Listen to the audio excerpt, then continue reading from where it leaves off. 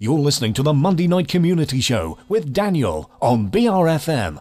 Now we're going to be playing track 9 and 11. I was wondering if you can tell us a bit more about that, Jeff and Steve. Right, the rough stuff.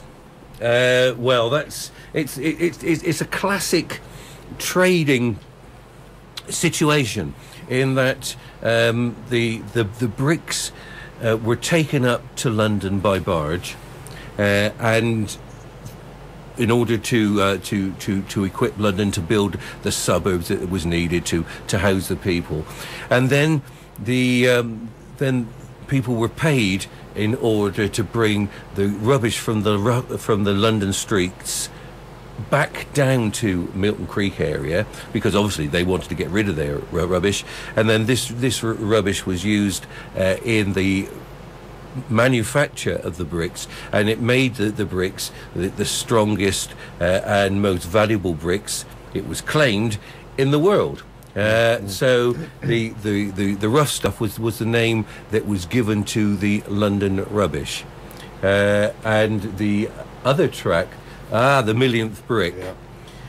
Well, we love it. Don't we? We love it. We love that one. The millionth brick. Well, when the millionth brick was produced.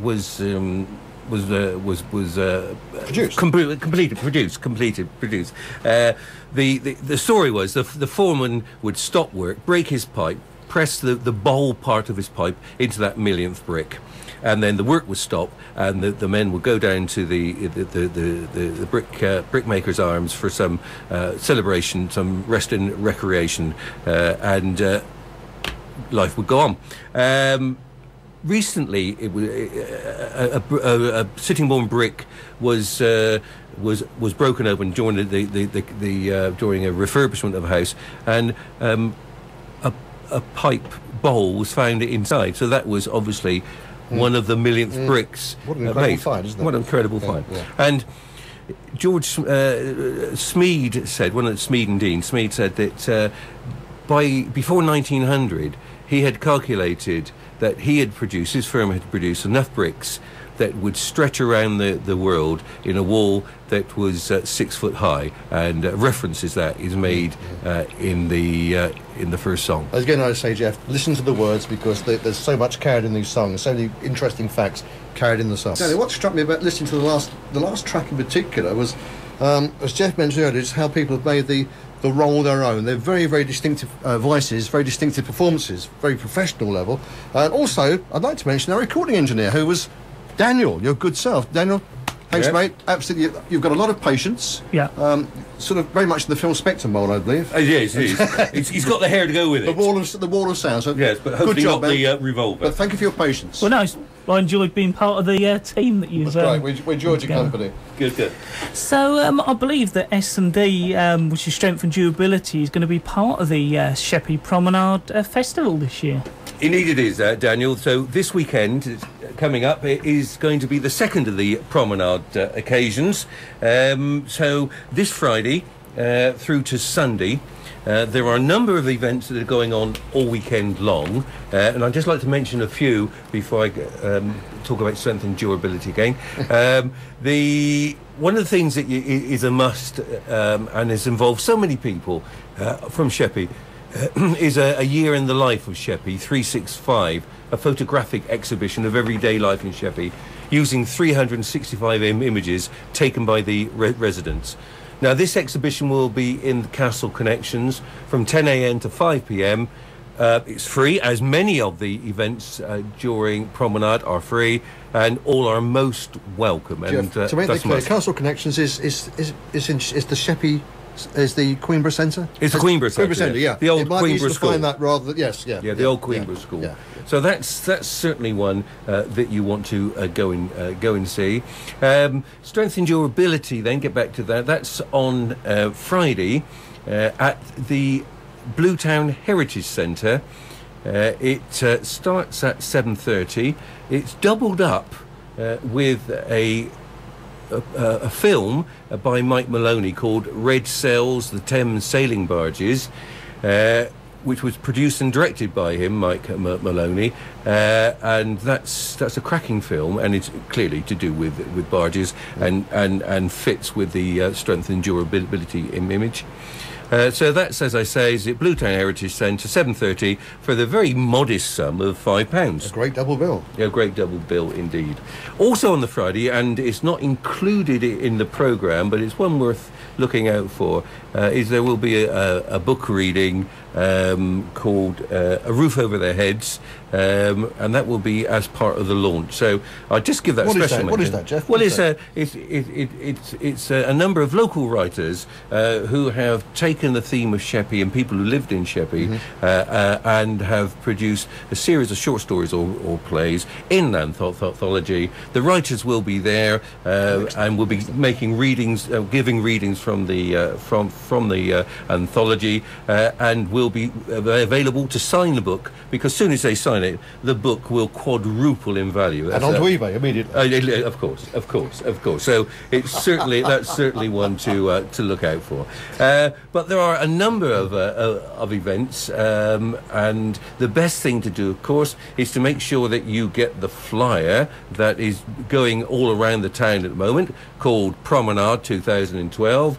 21st or 23rd of September, Isle of Sheppey, because that gives you an up-to-date account of what's happening on the Friday, the Saturday, and the Sunday.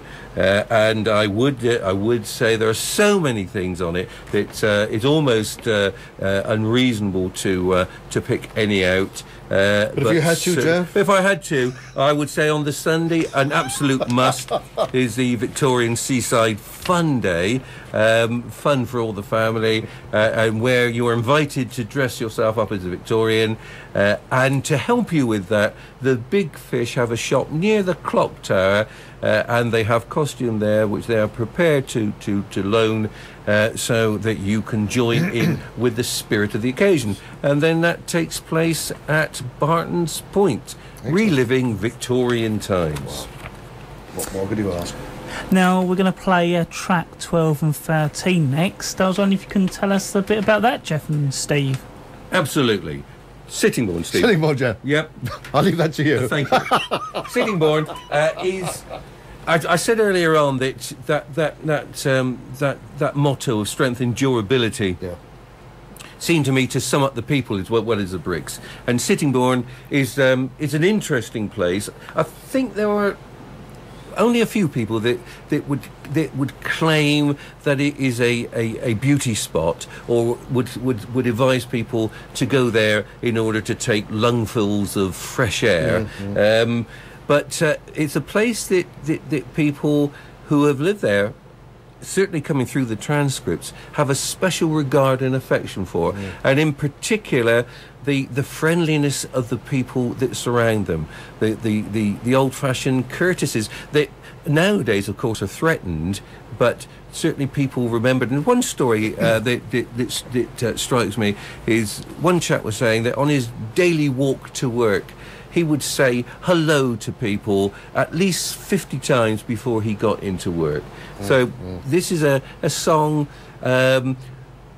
lauding the praises of Sittingbourne, something that is not very often done. And then the final one, Lowlands, is a tune. Steve, I'm going to pass it over to you. One of the most haunting melodies I think we could find that's connected to the sea. It's an old sailor's foxhole ballad. Can't give away too much. I think that would spoil it to give away too much. But there's reference to the Webster, which is a barge that had a very sad demise, or the crew had a very sad demise. This is touched upon in the script, or in the play. We actually call this Webster's theme because it's a very haunting melody, a lament for the crew who died aboard the Webster. I think that's what we can say, a very haunting melody. And to get the full story for that, you need to turn up on Friday in order to see the play. I think that's only fair, yeah. What are your plans for the future? Having worked with the transcripts from Milton Creek, I'm clear in my own mind that working from transcripts gives the writing that you do a good firm basis from which you can create some creative developments. So I'm very keen to work with people's memories. At the back of my mind, and it's not developed yet or fleshed out, at the back of my mind is the notion of there are a number of lost villages on the Isle of Sheppey. Westminster is an obvious example, knocked down in the 70s in order to make room for industrial development that never took place, so it remains a waste site. There's still a degree of bitterness, I think, by some people. A little bit of, annoyance that this should happen. They lost their homes, they were rehoused, but the community went. Indeed. There's an older village at Elmley that was effectively dismantled in the early 1900s. It was a place that was set up to manufacture cement, but that over a very short period of time was dismantled, and people moved away. You can still see the remnants of where the church and the churchyard was, and the outlines of some of the buildings and the schoolhouse. But it was a thriving community that was set up, thrived, and then dismantled, and that notion of a complete community from the beginning, from the birth to the ending, is one that interests me. Do you think, on the island? Or the other one that we could look at is certainly the result of soil erosion. Yes, I think we're very close to that. We're feet away from that. We're feet away from there. We say in Warden, for example. Yeah. So those are those are thoughts that are going through my mind. Is it true the cemetery went over the edge? The old church went over the edge, and the cemetery went over the edge? I think it did. Yeah, I think it did. Yeah. So Steve and I are intending to work together to produce compatible and sympathetic soundtracks for. That would be lovely. Yes, that would be lovely. Yeah. For that area. Yeah. So we've been talking about your play and performance strength and durability. I was just wondering if you could refresh our listeners, of course, when they can come along and see it. Thanks for the opportunity to do exactly that. So, if you've liked what you heard tonight and you'd like to hear some more, and the play that goes with it, if you haven't liked it, if you haven't, Friday night at the at Blue Town at the Heritage Centre, 7:30. It will be performed there, and then it will be accompanied later on by the play Red Sails, the Thames Sailing with Barges. I think the film might be coming first. Actually, yes, the film first. Is that right? I can't remember now. But the programme starts at 7:30. So we welcome people to come along, clearly, and invite you to do so. So please do.